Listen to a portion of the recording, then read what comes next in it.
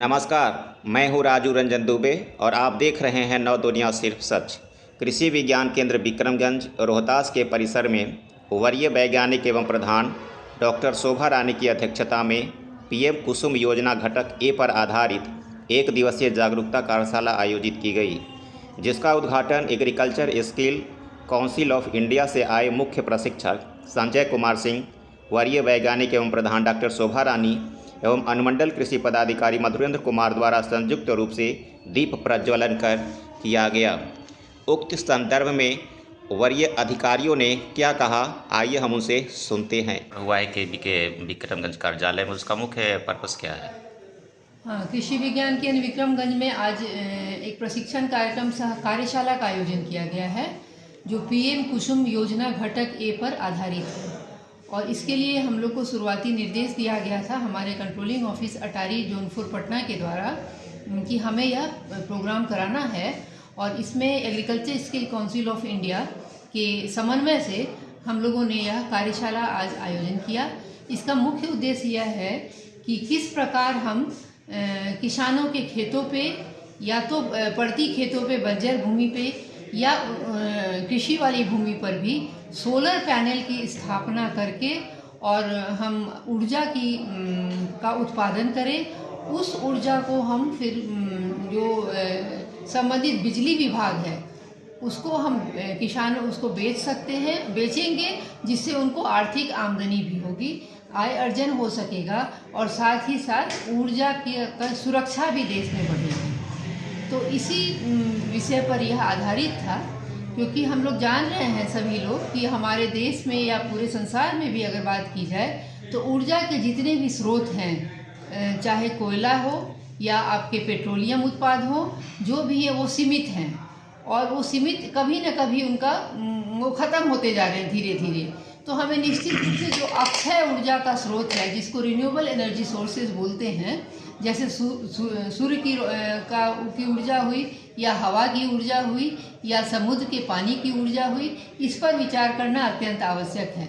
किस प्रकार कृषि में किसान भाई सोलर एनर्जी का, सूर्य की रोशनी का, सूर्य से प्राप्त होने वाली ऊर्जा का हम लोग उपयोग करें, कैसे हम उत्पादन करें, कैसे हम उसका उपयोग करें, ताकि कृषि विभाग किसानों को भी फायदा हो और आर्थिक रूप से भी फायदा हो और देश में ऊर्जा सुरक्षा हमें मिल सके।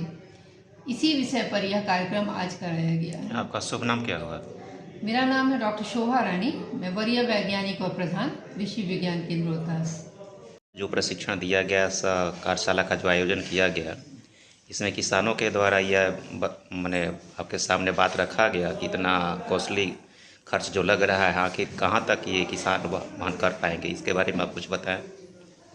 देखिए, ये जो कुसुम परियोजना है सरकार की, पीएम कुसुम परियोजना, इसकी कंपोनेंट ए के बारे में जिसकी आज चर्चा की गई है किसानों के साथ, इसमें बेशक ये बात है कि इसकी जो लागत राशि है वो अधिक है, लेकिन इसमें यह है कि बैंक से उन्हें इसके लिए पावर परचेज एग्रीमेंट हो जाने पर उन्हें ऋण की सुविधा है ना।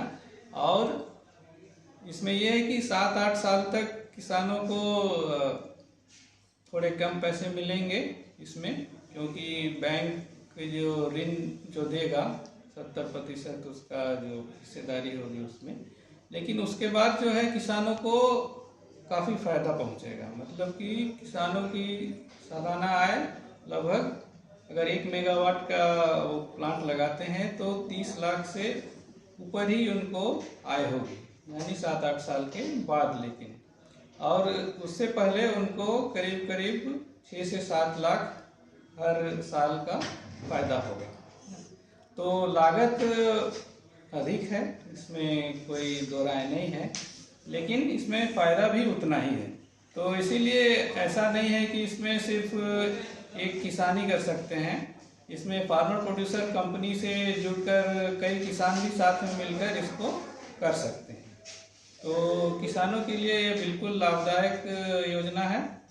और कुछ इसमें जो कमियां हैं, इसको अगर संबंधित जो विभाग हैं उनमें थोड़ा तालमेल अच्छे से बैठ सके लोगों को इसमें ज़्यादा किसानों को सुविधा दी जा सके, इसको त्वरित कार्यवाही की तरह किया जा सके, तो फिर किसान मेरे ख्याल से ज़रूर इसको लगाने का प्रयास करेंगे।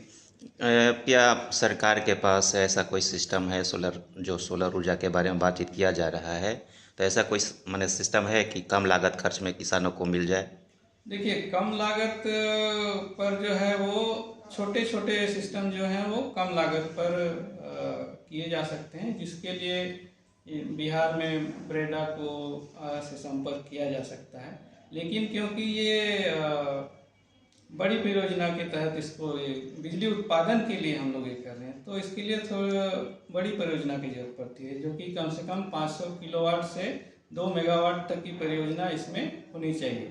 एक्चुअली इसकी लागत भी इसीलिए अधिक है क्योंकि अगर 500 किलोवाट से कम अगर रहेगी परियोजना तो फिर किसानों को उसका उचित लाभ नहीं मिल पाएगा, और इतने पैसे लगाकर फिर उन्हें जब उचित लाभ नहीं मिल पाएगा तो किसान फिर इससे दूर हो जाएंगे।